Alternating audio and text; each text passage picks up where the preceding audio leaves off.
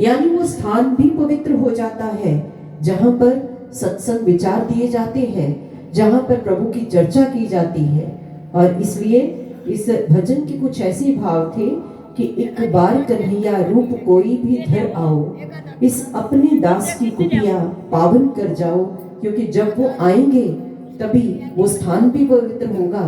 और बाहर ही क्यों, हम उन्हें अपने हृदय के सिंहासन पर, अपने अंतर मन में भी आने के लिए पुकारें, आवाहन करें, क्योंकि जब तक वो हमारे भीतर प्रकट नहीं होंगे तब तक ये अंतर मन कभी पावन नहीं हो सकता है।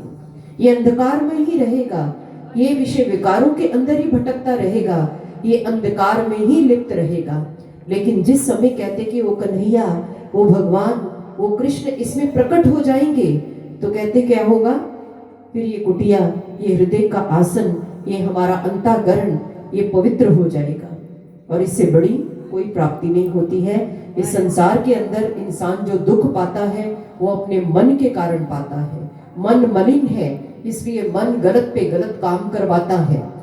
आपके विचार पैदा होते हैं जब आप कोई कर्म करते हैं, कहाँ से पैदा होते हैं, आपके अंदर विचार आता है, फिर आप उसको कर्म को कर देते हैं। और अगर वो गलत है तो वो कर्म जो है वो कभी भी आपका पीछा नहीं छोड़ता है, वो कभी आपको जो है सुख नहीं दे सकता है।